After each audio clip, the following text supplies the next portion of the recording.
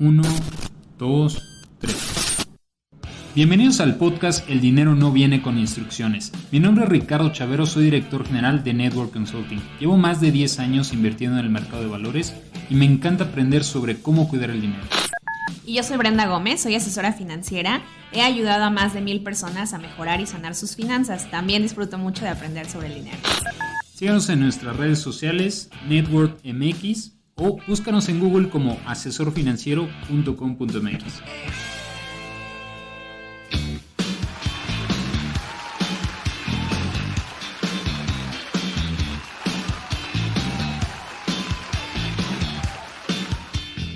Hola, bienvenidos y bienvenidas a este episodio de El dinero no viene con instrucciones.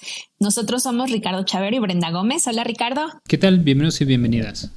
El día de hoy vamos a hablar sobre la Bolsa Mexicana de Valores y justamente qué hemos visto en este año, en el 2021, qué podríamos esperar. Digo, obviamente no tenemos la bola de cristal ni sabemos exactamente qué va a pasar, pero pues bueno, sí hemos visto como cierta tendencia que pues no tiene como que el mejor panorama, pero cuéntanos, Ricardo, danos detalle. Nos preguntan mucho, Bren, el por qué no hablamos tanto de la Bolsa Mexicana de Valores y analizamos empresas, Lala, que por ahí va para afuera, Peñoles, Grupo Saba, etcétera, que también Saba va para afuera, Grupo Interacciones, etcétera. Bueno, la realidad es que para los que han estado en alguna conferencia nuestra, pues sabrán que el mercado de valores en Estados Unidos pues representa más de un 40% de los mercados de valores del mundo, ¿no? Entonces es un mercado monumental y el de México es pequeño, es muy, muy considerablemente pequeño si lo comparamos con otros mercados. Esa es una de las tantas razones. Ahora, la realidad es que si analizamos en los últimos 10 años la Bolsa Mexicana de Valores, y los que saben de esto dirán, es que estaba en 40,000 o 42,000. Sí, el tema es que lleva 10 años que realmente no ha cambiado, ¿no? Si ustedes buscan gráficas en Yahoo Finance, Investing.com, Coifin, etcétera, la realidad es que en los últimos 10 años, y si somos realmente honestos, en los últimos 20 años, la realidad es que no hemos visto mucho movimiento en la Bolsa Mexicana de Valores, ¿no? Y al final del día, acuérdense que lo que estamos buscando cuando invertimos nuestro capital es que crezca. Esa es la realidad, ¿no? Si bien muchos podrían decir, oye, Ricardo, pues espérate, hay algunas empresas que les ha ido muy bien. Por supuesto. Y en Malasia hay empresas que le han ido bien, y en Sudáfrica y en cualquier lado. Pero realmente si hablamos de la Bolsa Mexicana de Valores como tal, pues vemos que no tanto. En alguna ocasión yo mostraba un poquito cuáles son las principales empresas de algunos mercados desarrollados y veíamos que la mayoría de las empresas eran empresas de servicios, de tecnología. Y eso habla de un mercado que puede seguir escalando y creciendo.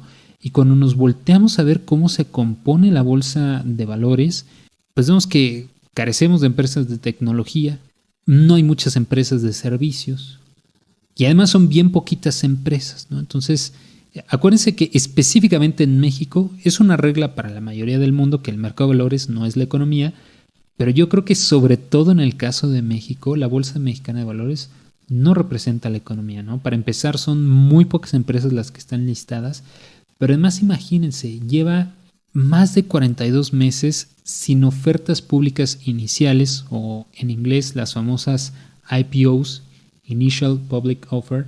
Es decir, no hay empresas que han salido. ¿Por qué es tan importante entender? Vamos a meternos un poquito al tema del mercado de valores. Acuérdense que el mercado de valores trae muchos beneficios para muchos jugadores, ¿no? Para muchos stakeholders se le quieren llamar, ¿no? Por un lado, las personas que invierten se hacen socios o socias de empresas que hacen que crezcan su capital, y por otro lado, las empresas captan ese capital y pueden seguir creciendo, dar más trabajo, generar patentes, crear más valor, etc.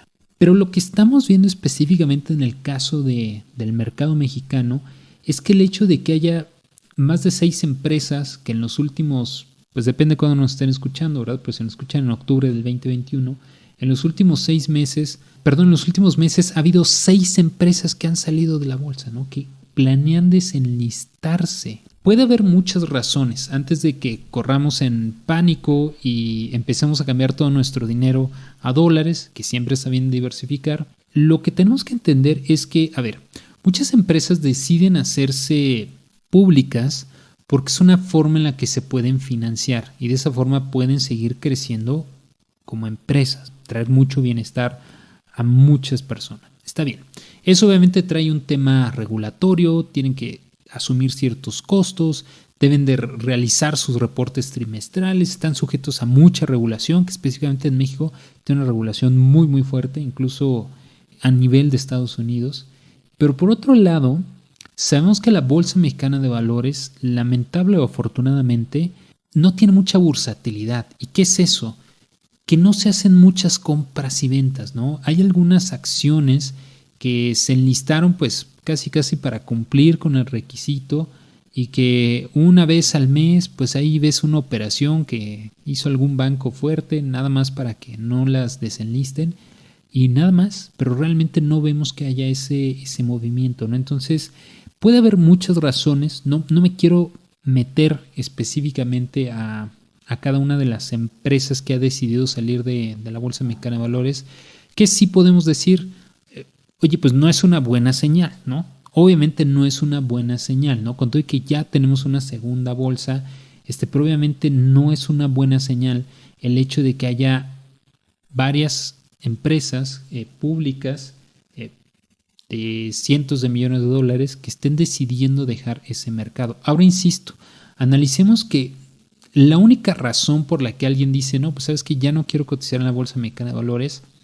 no solamente es porque digan, es que México está muy mal y ya no hay futuro y prefiero salirme de aquí. No, a ver, acuérdense que no. Por ejemplo, si hablamos de Grupo Industrial Maseca, que todos los días la mayoría de los mexicanos consumimos sus productos, ¿verdad? Hacen las tortillas del país, ¿no? La masa. Bueno, pues no es que estén planeando salirse de México, ¿verdad?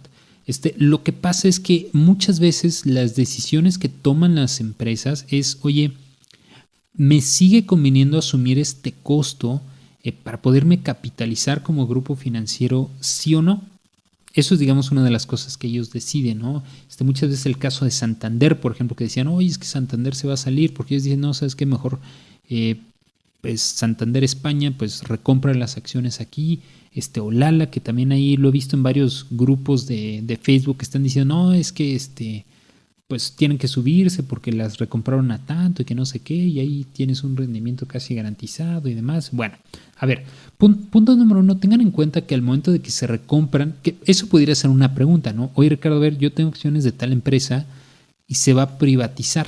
Bueno, pues lo que va a suceder es que te van a pagar X precio, ¿verdad? X valor por las acciones que tú tengas y listo, vas a tener ese dinero y ya te compraron.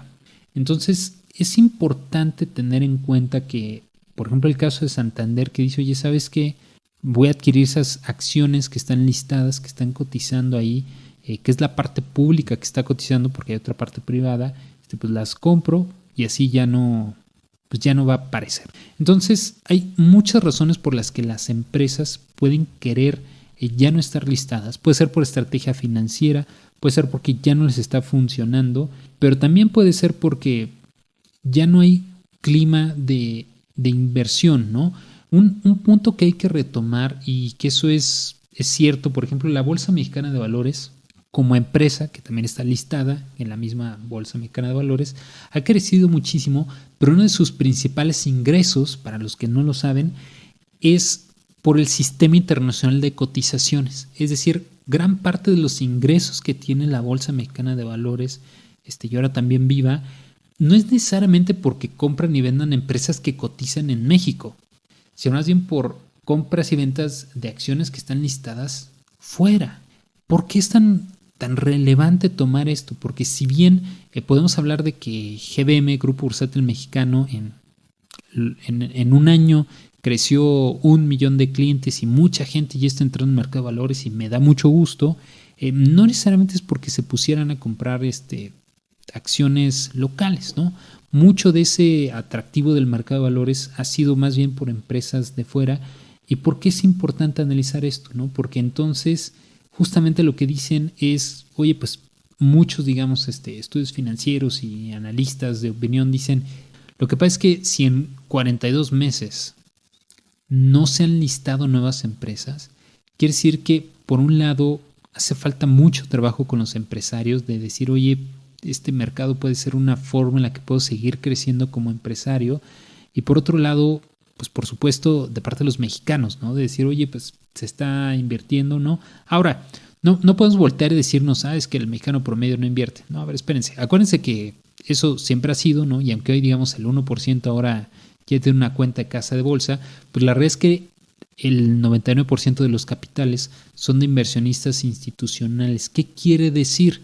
Que luego entonces también los fondos de inversión, afores, instituciones, etcétera, quiere decir que tampoco están invirtiendo necesariamente en las empresas mexicanas. O al menos si están invirtiendo en empresas mexicanas, no necesariamente están comprando y vendiendo, que eso es a lo que se refiere con que no tenga suficiente bursatilidad muchas de las acciones que cotizan en la Bolsa Mexicana de Valores. Este punto, digamos, es importante porque puede darse por muchas razones, ¿no? Por ejemplo, el caso de IEnova, ¿no? Que es una empresa que se dedica a todo el tema energético. Bueno, pues ahí fue una fusión, ahora cotiza como Sempra Energy. Entonces se puede dar por varias razones, ¿no? Por temas de expansión, reestructuración, transacciones como fusiones o adquisiciones, ¿no? O simplemente porque no se están comprando y vendiendo los títulos, ¿no? ¿Y por qué es importante? Si no se compran y venden títulos, aún así la empresa tiene que pagar ciertos costos, ¿no? Entonces obviamente, oye, pues no me está conveniendo tanto, no estoy teniendo presencia de mercado. Usualmente qué tan bien le va la acción, pues es casi siempre un reflejo del desempeño de la empresa, pero si no está teniendo movimiento y aún así yo tengo ciertos costos y además me piden una parte regulatoria muy muy fuerte y además estándares mínimos financieros, pues posiblemente ahí es donde ellos se ponen en el papel de decir, oye, mi costo de oportunidad posiblemente es bastante alto. Tengo que asumir muchos, digamos, requisitos, pero por otro lado no estoy teniendo realmente un beneficio, digamos, ¿no? Entonces, tanto podemos hablar de que es un entorno de riesgo el país, o por lo menos así lo ve el ámbito inversionista, o sea, esa es la realidad actualmente por condiciones geopolíticas que vive México, pues no hay, digamos, mucho apetito, digamos, de riesgo, ¿no? Además por el tema de la pandemia, y eso lo sumamos que muchas empresas pues no necesariamente están en esos niveles y las que están pues prefieren permanecer privadas, ¿no? Entonces es un punto que, digamos, esperemos más adelante se pueda resolver. Por un lado, hay muchos que estamos haciendo, nos incluimos, estamos atrayendo a mucha gente a que se una al mercado de valores y eso es importante. Acuérdense que es como varias partes, ¿no? Por otro lado, también las empresas deben estar dispuestas a enlistarse en bolsa para que pueda ser, digamos, como de esas dos partes, ¿no? Que también ahí hay una labor importante que se debe hacer con los empresarios de institucionalización, de gobierno corporativo, etcétera, que ahí es algo que se tiene que hacer para que puedan entrar, digamos, al mercado accionario. Pero es un punto. Ahora, posiblemente la pregunta que se están haciendo nuestros clientes y gente que nos escucha, Bren, bueno, ¿esto qué significa? ¿Que es momento de correr de México? Bueno, acuérdense que, como lo decíamos, el mercado de valores no necesariamente representa la economía. Lo hablamos en algún momento en el caso de Estados Unidos, cuando decíamos, oye, es que la economía va abajo y el mercado de valores va hacia arriba. En el caso de México, hay muy pocas empresas y muy pocas industrias que están representadas en la bolsa de valores, ¿no? Entonces no necesariamente representa la economía mexicana, sino es una buena señal, obviamente, el hecho de que cada vez más empresas estén saliendo del mercado mexicano. Ahora, si nos ponemos a comparar con otras economías, por ejemplo, Colombia, Brasil, Chile, que son Brasil mucho más desarrollado, ¿no? Cerca de más de 12,000 instituciones que tienen ahí en Brasil listadas, contra 130 y tantas, pues sí vemos que obviamente que hay un cambio radical. Y la economía brasileña también es muy grande, también tiene corrupción, en México también, etcétera, ¿no? Entonces, acuérdense que es una muestra, digamos, específicamente del sector empresarial y inversionista, pero no necesariamente representa la economía, que sí es importante tomar en cuenta que es un mercado que cada vez se está quedando como más pausado. Todo esto que estamos hablando es importante que lo tengamos como algo adicional, obviamente que nos tenemos que dar cuenta que está sucediendo en la Bolsa Mexicana de Valores. Posiblemente la pregunta sería, bueno, ¿qué oportunidades yo como inversionista tendría? También nos habla de oportunidades, obviamente las empresas que se quedan, fibras que han entrado bastantes y justamente Viva por eso decía, oye, es que en tu cálculo del IPC, del índice de precios y cotizaciones, pues ahí no tienes fibras y ahora ya representan una parte muy importante del mercado de valores, ¿no? No hay CECADES, entre otros instrumentos financieros que se ocupan. Bueno, pues también por eso tenemos ahí el famoso FTSE Viva, que es el índice representativo que ocupa Viva para el mercado de valores en México. Hay que ver que el hecho de que se estén yendo estas empresas también puede representar una oportunidad de inversión, ya sea para esas que están por comprarse, oye, pues si yo soy accionista y me la compran un poquito más arriba, puedo tener ahí ciertas ganancias, ¿no? Entonces siempre hay que aprovechar, digamos, estas oportunidades que están a la vuelta de la esquina. Sí, justamente yo tenía como una duda, pues en la Bolsa Mexicana de Valores ha pasado así como, pues bueno, no hemos tenido nacimientos, ¿no? No ha habido como estas ofertas públicas. Y lo que comentabas hace unos minutos de respecto a Brasil, leía justamente un artículo que dice que pues en Brasil se han recaudado 12,000 millones de dólares de ofertas públicas iniciales en este año, o sea, cuando en México no hemos tenido ni una sola. Pero, por ejemplo, comparado con el mercado así como Estados Unidos, o sea, ¿Tienes por ahí algún dato referente a cuántas ofertas públicas se han hecho en este año o cuánto dinero se ha levantado a través de ese medio? Fíjate, es una buena pregunta, Bren, porque ahí como hay varias bolsas, tendremos que decir, oye, en cada bolsa, en promedio, cuántas ofertas públicas iniciales. Ha habido muchas este año, recaudado 20 veces más de lo de Brasil, ¿no? A veces una sola oferta pública inicial termina siendo de 20, 30 billones de dólares en el primer día. Entonces vemos obviamente que el caso de Estados Unidos, que es el mercado más desarrollado específicamente, bueno, pues ahí estamos hablando de que tiene varias bolsas, varios instrumentos financieros, tiene solo una bolsa de derivados, que es la de Chicago, a través del CME, tiene el Nasdaq, tiene el New York Stock Exchange, etc. Entonces, fíjate que es un buen punto lo que mencionas, Bren, por lo siguiente, ¿no? Cuando uno se pone a pensar en, oye, el caso de Brasil, que ha recaudado tanto capital, pero también ahí viene un punto macroeconómico importante. En una economía en la que no hay inversión, esa inversión obviamente no se ve reflejada en nuevos trabajos. Y justamente ahorita debería de ser un momento en el que México debería de estarse enfocando en que haya inversión, ¿no? Inversión tanto de empresas, ¿no? Que salgan, digamos, a cotizar. Por eso significa que pueden captar dinero de otros lugares, ¿no? Inversionistas internacionales que están buscando diversificar. Oye, si de pronto quieren invertir en México, quieren invertir en ciertas industrias, entonces se van a voltear al mercado que se le conoce de private equity. Hay muchas firmas de private equity en México que pues están haciendo compras, ventas, están permitiendo que haya mucho capital y obviamente pues muchos están perdiendo estas oportunidades de mercado monumentales que hay en México. Y tan solo si nos ponemos a pensar, por ejemplo, en todo el capital que se ha levantado de fondos internacionales para los famosos unicornios que hay en México, Kavak, Confío, Bitso, el mismo GBM que tiene capital ahora de SoftBank. Híjole, todo ese capital, decimos, ok, oye, pues sí hay mucho apetito de invertir en México. Qué mal que esas inversiones nada más van a estar disponibles para cierto tipo de inversionistas porque no se está haciendo en el público inversionista, ¿no? No son a través de empresas públicas, ¿no? Entonces, no hay que confundirnos con el decir, oye, es que no hay apetito de inversión en México. Sí hay mucha gente que quiere invertir en México porque saben que es una economía que tiene un potencial enorme de seguir creciendo. Nada más que los canales por los que se está haciendo se está quedando cada vez más privilegiado para unos tantos, ¿no? Y cuando podríamos invertir a través del mercado de valores, pues cada vez se están quedando menos empresas por muchas razones que ya dijimos, ¿no? Oye, pues es que a lo mejor no me conviene tanto, Ricardo, no hay mucho movimiento. Si llego y me enlisto, híjole, pues mejor lo hubiera hecho con un fondo de capital privado o con un fondo de capital de riesgo si soy una startup, ¿no? Porque entonces de esa forma puedo subir más mi evaluación, no tengo que tener tantos temas regulatorios y estar cumpliendo cada 3 meses y costos, etcétera, ¿no? Entonces hay que voltear a ver esas dos partes, digamos, de la moneda.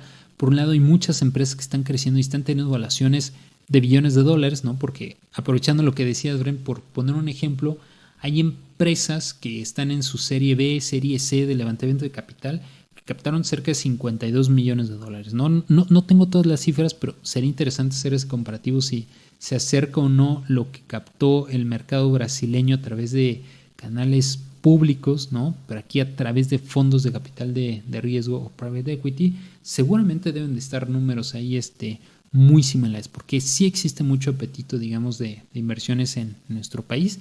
Lamentablemente no han sido los únicos canales, ¿no? Y eso obviamente hace que pues cada vez los que no tienen acceso a fondos de capital privado o capital de riesgo, que piden montos usualmente muy altos, pues cada vez se van quedando, digamos, en el rezago de chin. A mí me hubiera gustado, y sobre todo que es un punto importante, muchas veces las empresas por ahí, pues hay muchos rumores de ciertas empresas que se pudieran enlistar, ¿no?